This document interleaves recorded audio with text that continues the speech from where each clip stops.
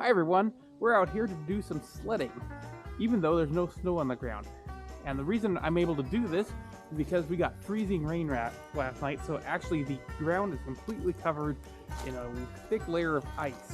And as you can see, so is the bottom of the sled, so this is going to be fun, and hopefully not too dangerous.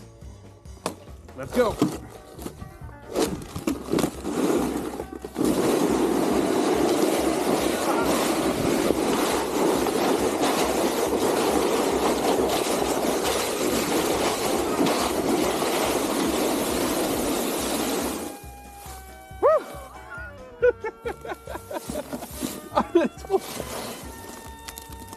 Oh, ice in the grass. Wow.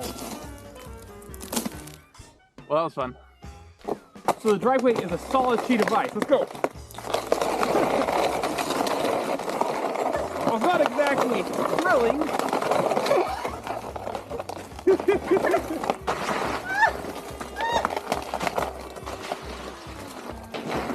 Now for something even more dangerous. Whee!